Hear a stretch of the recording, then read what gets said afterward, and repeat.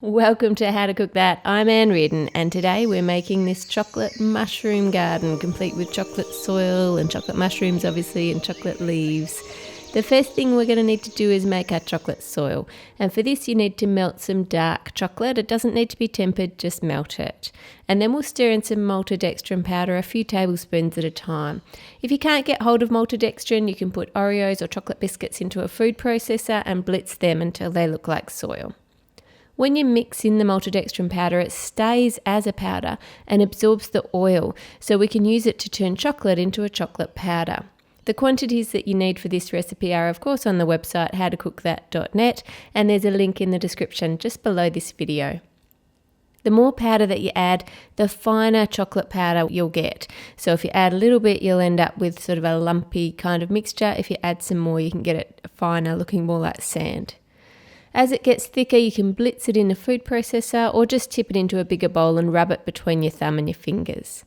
Once it's a consistency that you're happy with, just set it to one side. Next, for our mushrooms. Take a muffin tin and place some foil over the top and gently push it down about 1 centimetre while holding it at the top firmly with your other hand. Run your finger around the rim of the indent to make it smooth and rounded at the edges, and repeat that to make 6 more indents. Melt some white chocolate and fill each cavity. Check the ingredients on your chocolate, and if it contains cocoa butter, then you'll need to temper it so that it will set firmly.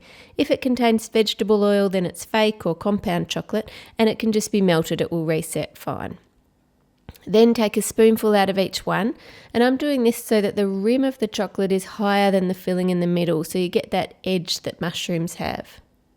Once they've firmed up, take a sharp knife and make an indent around the mushroom coming into the middle.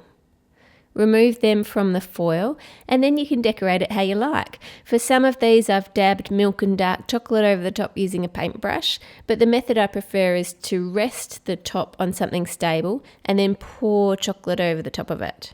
You can pour just one colour, and you could use milk chocolate or white chocolate, or you could pour 2 colours onto the one to give some variation and use your brush to make the undercolour show through. To make the little bell-shaped mushrooms, we're going to use fondant to make a mould for the chocolate.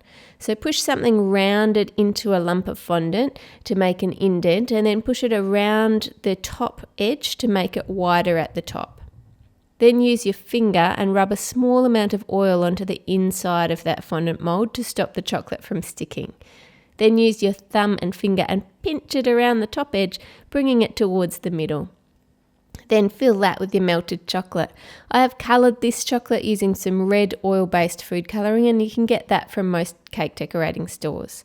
Tap the mould to get rid of any air bubbles and leave that to set. While it's setting, choose some white icing circles. You could use dots of white chocolate on your mushroom or some white sprinkles instead for this, or you could leave it plain. Remove the chocolate from the fondant and then add the white dots to the toadstool. To make the stems, there's a couple of different methods you can use. The first way is to roll a cylinder out of non-stick baking paper and tape it into place. I rolled mine so that it was fatter at one end, and then put your white chocolate into a bag, cut off the corner and drizzle it into the tube. Tap the base of it to ensure the chocolate goes the whole way down, and then fill it up to the top and leave it upright to set. I just stood it in the corner. Once it's firm, take off the paper and then decide if you want the stems to be white or if you want them brown. If you want them brown, roll them in some melted milk chocolate and add some texture by running a knife around the stem. You can dip the knife in dark chocolate to give a bit of variation, or you can just wipe the brown chocolate off so you've just got a smear of brown chocolate on it. Just play with it until you get it how you like it. Once that's set, use a knife to break it into smaller stalks. Another way of making chocolate stems is to take a coupler from a piping bag set or use a large piping tip and fill that with chocolate. Use some melted chocolate to secure the base of the stalks into place on a platter and more chocolate to attach the lids. If you want the mushrooms on an angle, then cut the bases on a slight diagonal. For the white chocolate ones, you can leave them plain, or you can add some colour by brushing on luster dust over the top. I'm using a mixture of some pink luster dust and some silver on top of this one. Add your stems for the toadstools and then add the toadstool tops onto those. Then mix some softened butter into some melted dark chocolate and spread that onto the base of the platter where you want the soil to be. Sprinkle the chocolate soil over the top, and the chocolate that we spread underneath will keep this soil in place, and the reason we added butter to it was to stop it from setting hard, so when people are taking spoonfuls of soil it will be easy for them to scoop it off the platter.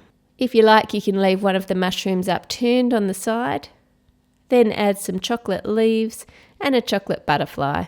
You'll find the video instructions for making the butterflies and the leaves on the channel. Just click on How to Cook That to go to the channel and you'll find them there in the chocolate playlist.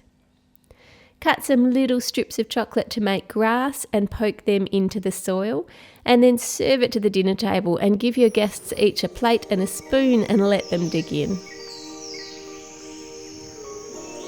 Subscribe to How to Cook That for more chocolate, cakes and desserts, and thank you to all of my lovely subscribers this year for clicking like, for sharing all the videos and for all of your beautiful comments. I really have appreciated your support this year and I hope you have a safe and a happy new year.